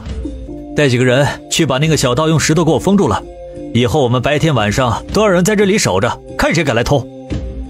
唉，都是这年岁不好惹的祸呀。我听说这山脚下还有很多几岁的娃，他们还啥都不懂，就要受这样的磨难，饿肚子的滋味可不好受啊。以后你可不能再贪吃挑嘴了。你看有多少孩子现在吃不饱饭呢？别人2、3岁的孩子都饿得啃草根了，你们还能吃上饭吃上肉，你们呐可得惜福哦。娘，你不要多想，咱们肯定能想到办法的。兴百姓苦，亡百姓苦，唯一能让这天底下的百姓过上好一点的日子的，那就只能让萧绎登基了。虽然这个破碎的国度已经乱得不成样子了，可是要想这天底下的苦命人少一点，只能选一个明智的君王了。萧绎，如果他能帮得上萧绎的，他一定会帮的。就这拿了一小块野猪肉来看望萧绎。你这肉送的可真是时候啊！我这嘴里好久没吃过肉了，最近明叔给我的全是粗粮。邱姑娘真是好人呐。自从上次被行刺以后，他们手底下的家丁都不敢走远，只能成天守着萧绎，打猎都没人去了，搞得他们肚子清汤寡水的很。萧公子，你就知足吧，你还有粗粮吃呢。在咱们这山脚下聚起来的难民，我听说2、3岁的孩子都饿得只能啃草根了，那2、3岁的孩子牙齿都还没长全，要是吃了草根下去，只怕拉不出来。听说大人们都会嚼细了草根喂给孩子。只怪我现在受伤，也离不开江州，不然我一定尽我所能帮一帮他们。我说这些不是让萧公子自责的，我知道萧公子心怀天下，怜悯苍生悲苦，是个很不错的好人。我今天同萧公子说这些，只是希望有一天萧公子能为这天下之人做点事的时候，一定不要忘了今天你说过的话，更不要忘了天下的百姓过得有多苦。我答应你就是了。我可以做些什么吗？你现在自身都难保，你又能做些什么呢？你养好身体才是最紧要的。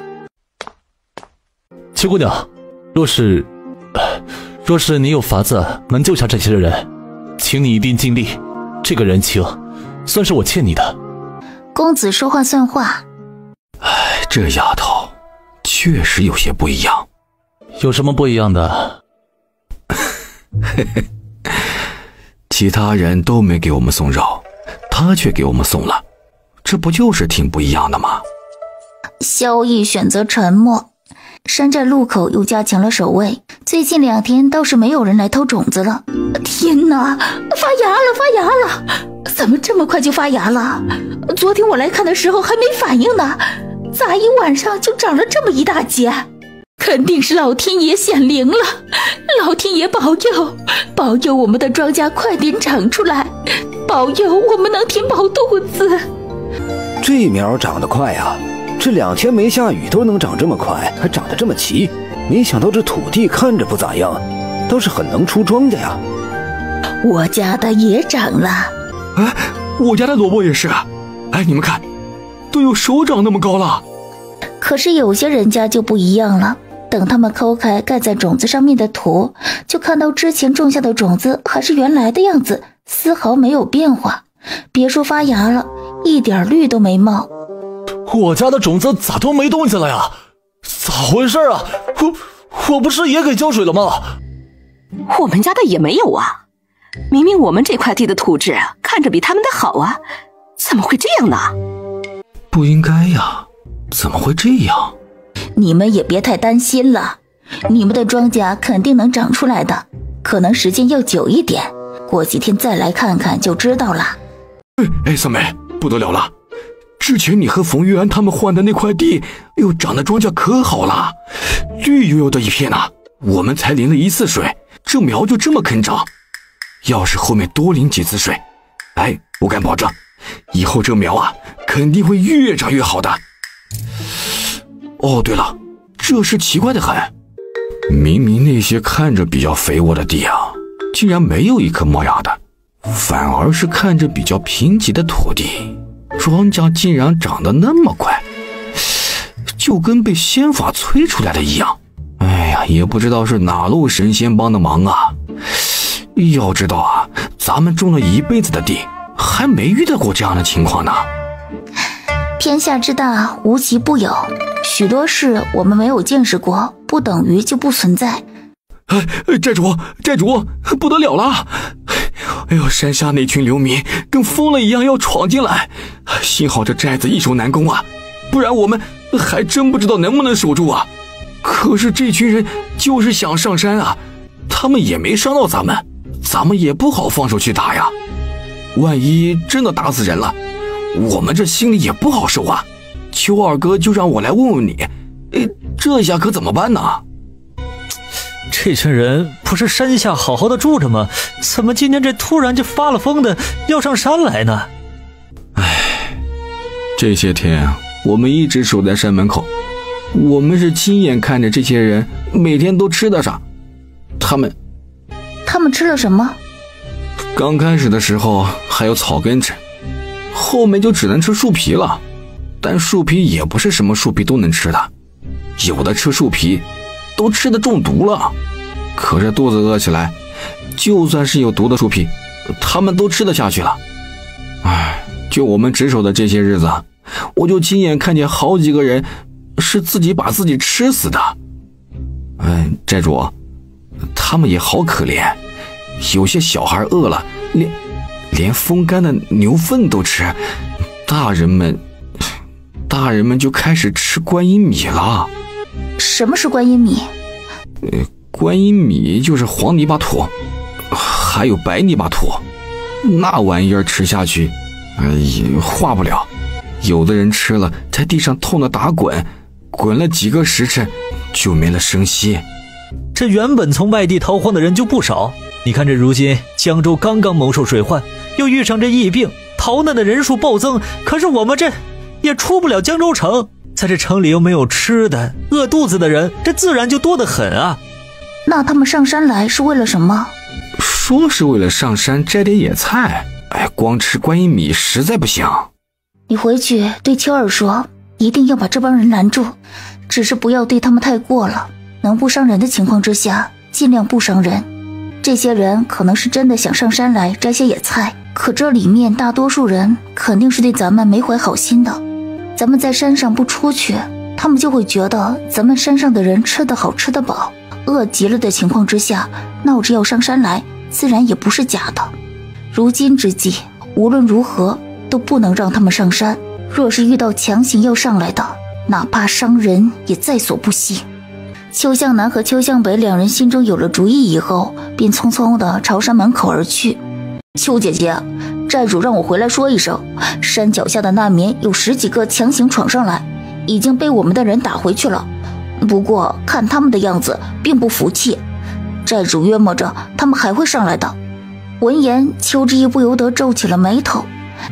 之意，我去，我知道该怎么处理。那你小心点。你放心，我不会有事的。之意，你和妹夫的感情真好。啊，是吗？也不知过了多久，山脚的吵闹声越发大了起来。邱之意不放心，准备亲自去看看。他刚刚出来就遇上了萧逸。一起去吧。你们凭什么不让我们上山？我们在山脚下都要饿死了，就想上山找点野菜填肚子，怎么你们都不肯？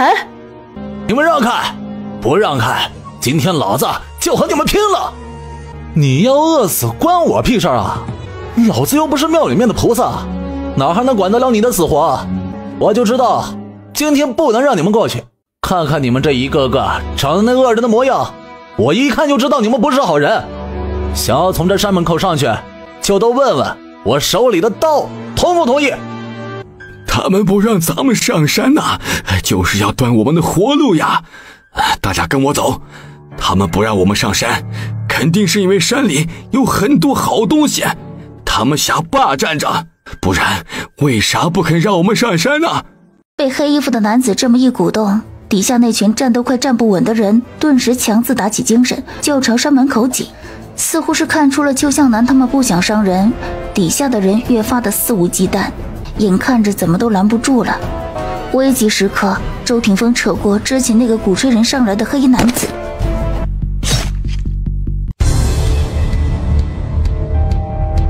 看着还热腾腾的血气，底下的人顿时一个腿软，再无一人敢朝前冲。他们上山是为了活命，可是见山上的人真的有敢杀人的心，他们自然是不敢轻举妄动的。我们不让你们上来呀，是因为现在到处都有疫病，我们这上面的人可没有这个症状。你们之中啊，要是有人有了这疫病，等过几天再有了症状，那岂不是把我们这山上的所有人都给传染了吗？至于你们说这山里有什么什么的好东西，大家都看见了，哪座山头不一样啊？能有什么好东西？都是一样的，啥都没有。见上山的路被堵住了，其他的地方也无路可去，底下的人顿时绝望地哭出声。他们真是苦啊。公子，之前就听你说过，你家里也算是家大业大的，虽然你出不去，但传递消息什么的你总能吧？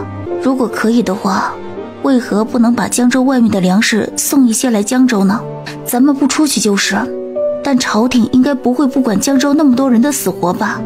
我已经叫人暗中送了一些粮食来江州了，不过外面查得严，想要送进来还得等些时日。只要有粮食进来，对于难民来说也算是多了一个盼头。难民闯山这件事被周霆锋杀人见血的及时制止住了，但邱志毅知道这并不是长久之计，可惜他的领土有限，并不能帮助那么多的人。秋之意回去的时候就遇上了秦蓉蓉和冯玉娇。之意啊，上次你和我们换土，我们就知道你是好意，姨母也知道你是想帮我们，可如今你也看见了，我们和你换土以后，你们的庄稼长得那么好，我们的才恰恰发芽，只要等到长出的东西能吃上口，也不知道等到何时呢。之意啊，你能不能再发一次善心，帮帮我们，让我们把土地换回来呀？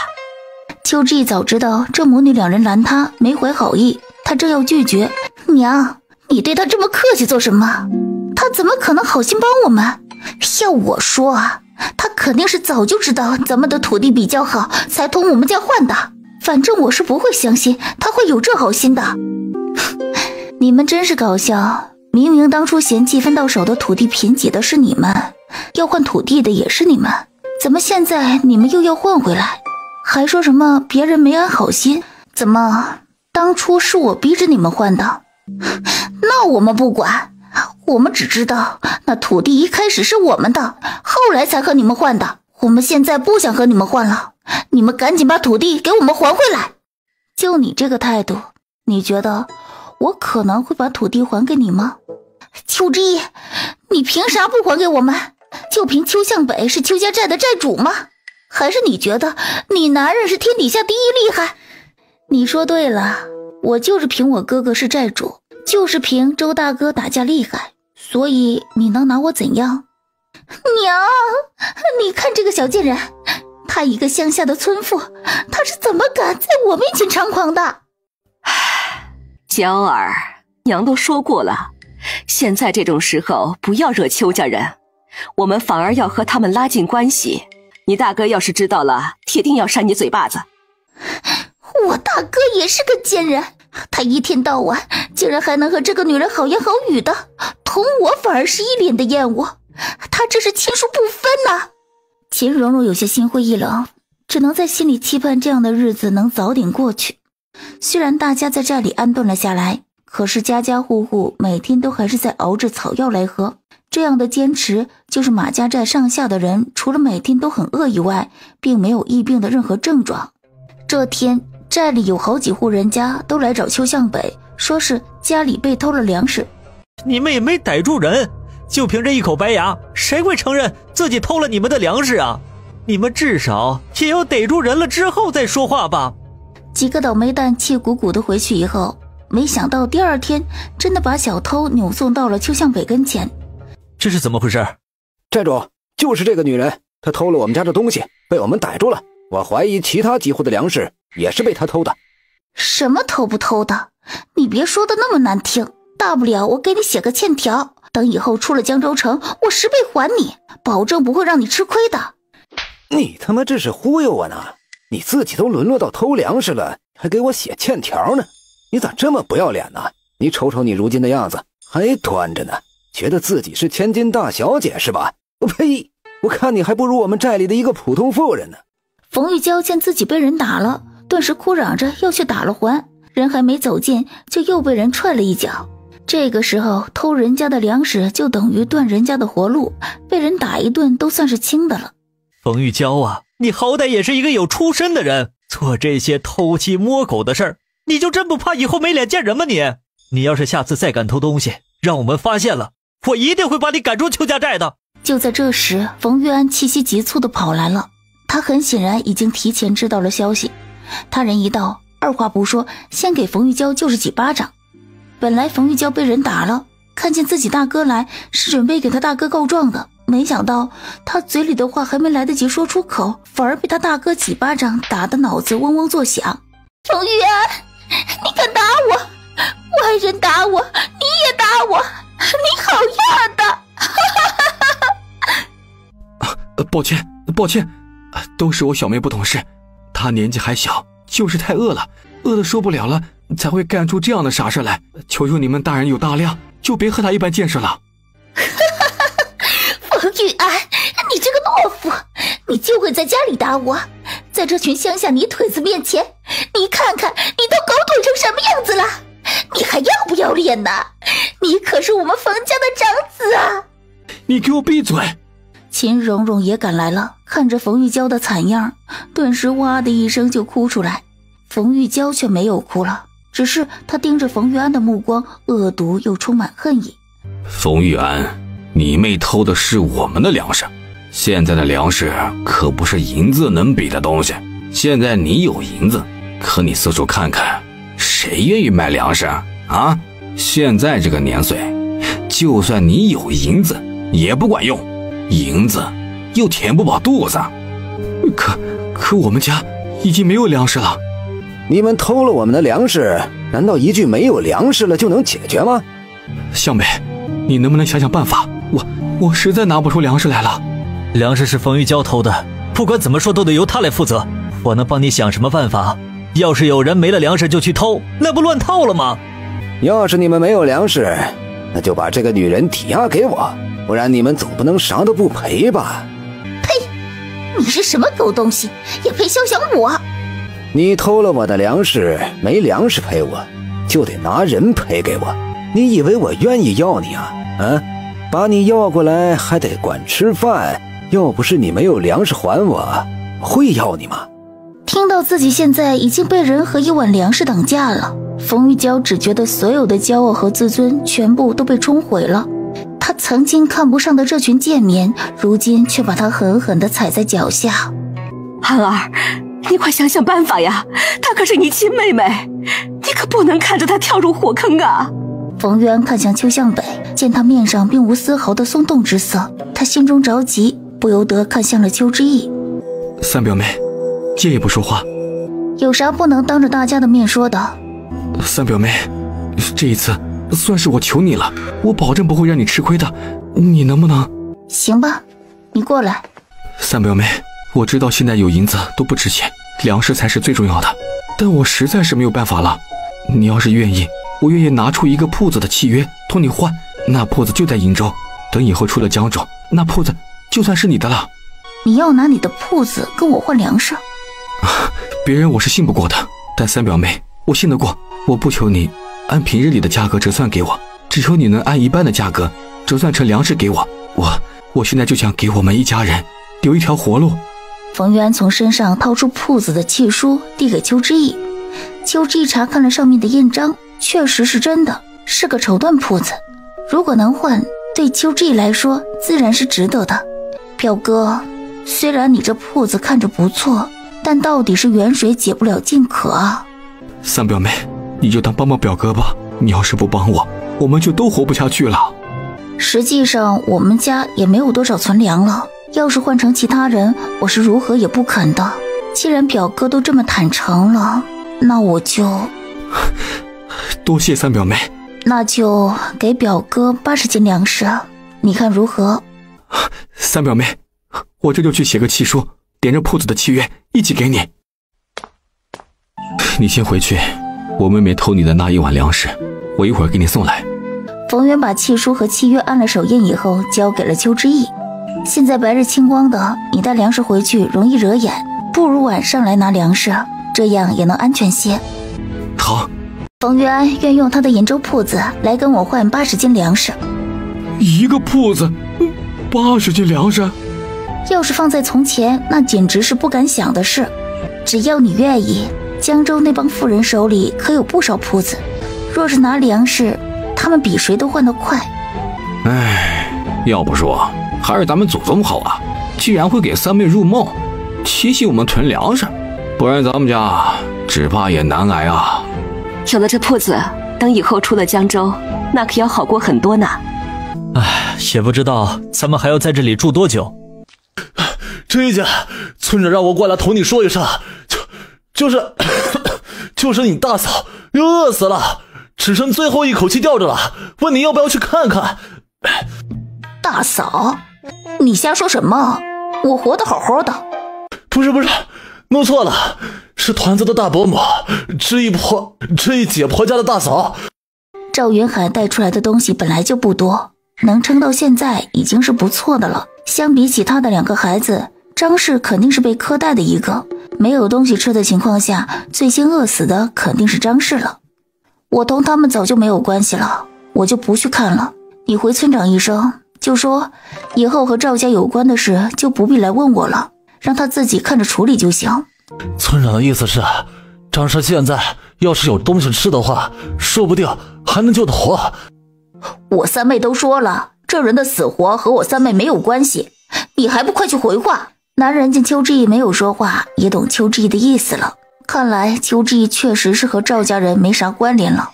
说起赵家人，还真不是东西。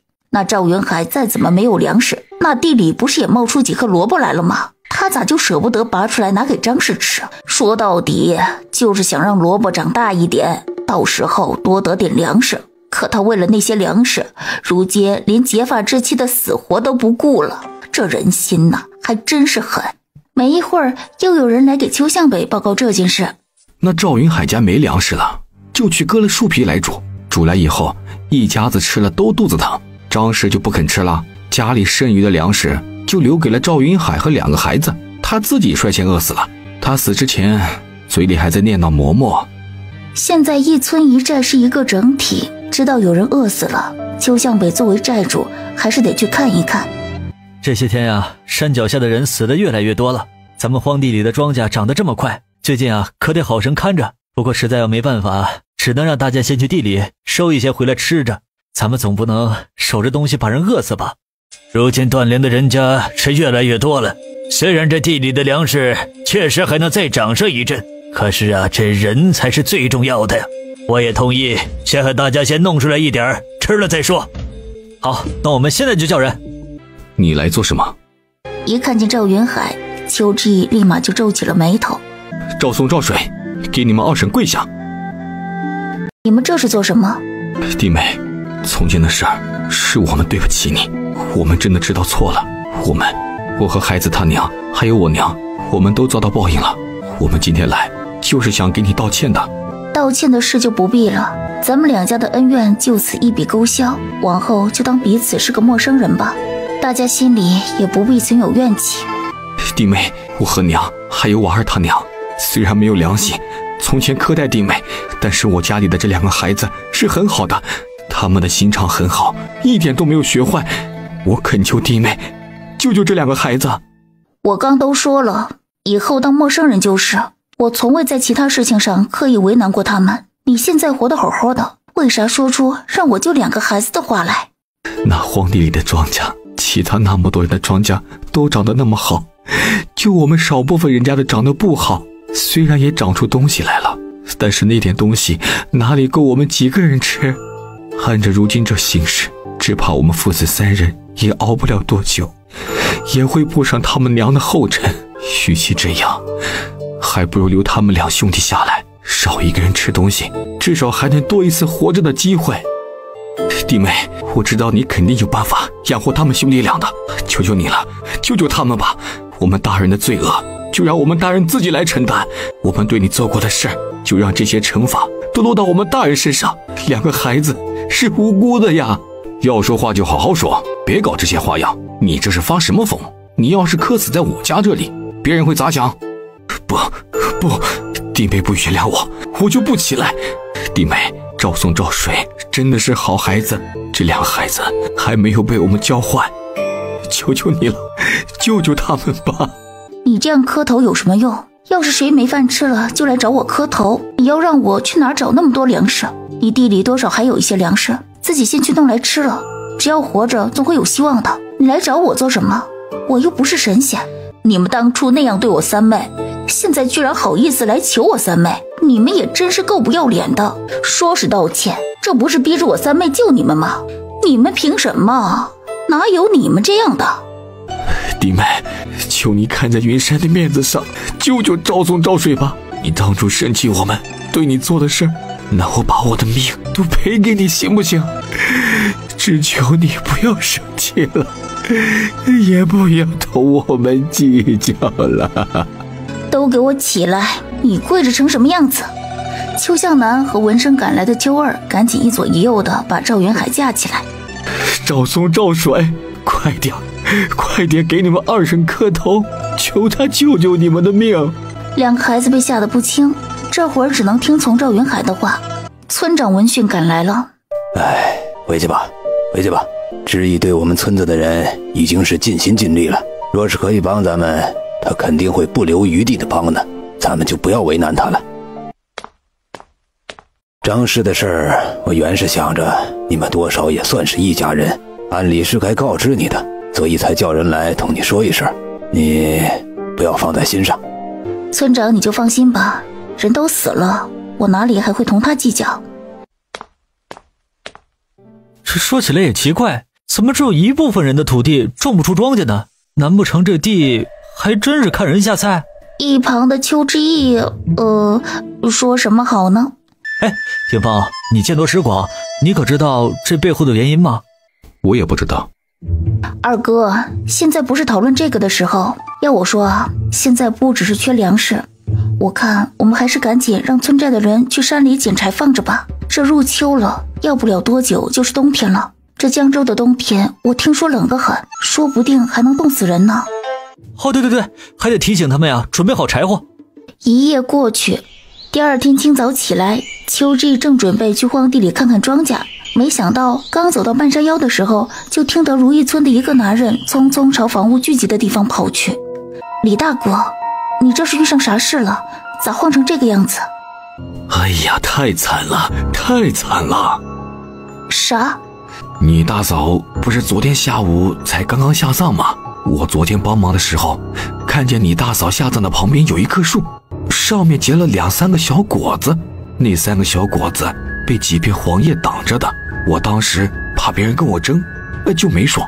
我就想啊，今天早点去摘了那3个果子。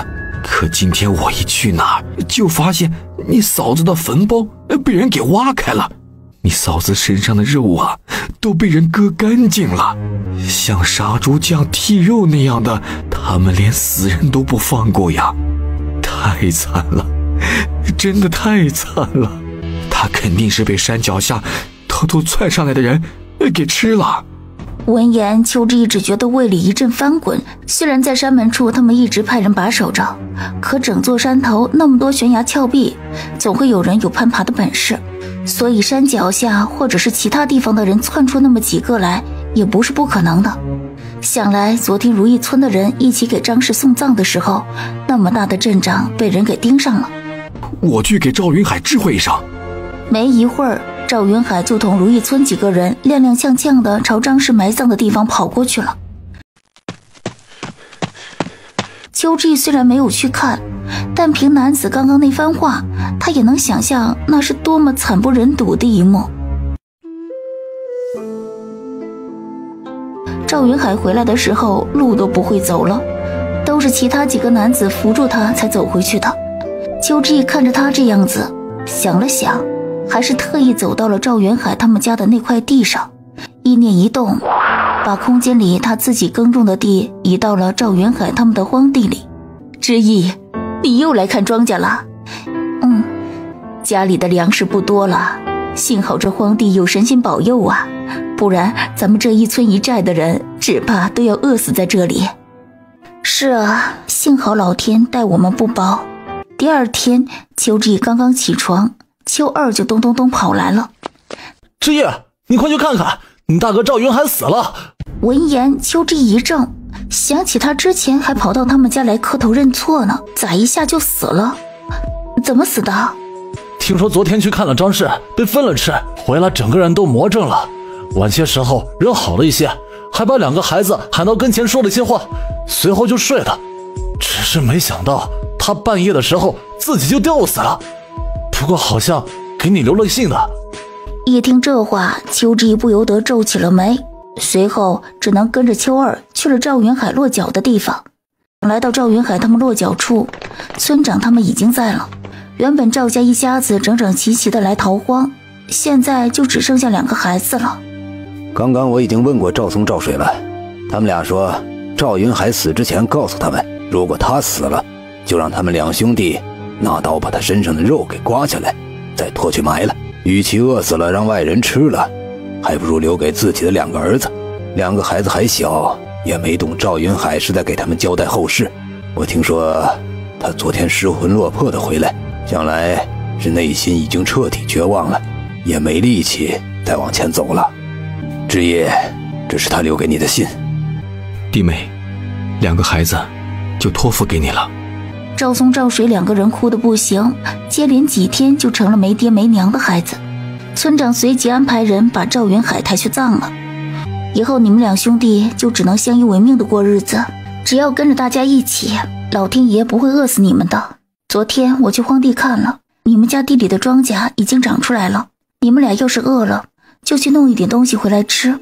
虽然两人不算很大，但是自己做饭洗衣服是完全没有问题的。虽然赵云海单方面把孩子托付给了他，但他并不打算把两个人接到身边去。邱家的孩子已经够多了，他实在分不出这精力来。如果这两个孩子自己争气，自己听话，那他可以保证不让他们饿死。但若是这两个孩子自己不争气，那他就放任不管。这些当父母的也是狠心，死起来倒是容易，反而是活着的人更难写。他那两个孩子半大不小的，他也能放心死？唉，他都来给知意磕头认错了，纵是再狠心，知意也不能放任不管呐。罢了，只要不让他们饿死就行，至于长成啥样，看他们自己的造化吧。不过天黑以后，邱志毅还是偷摸着把家里蒸好的馍馍给赵家两兄弟送了些去。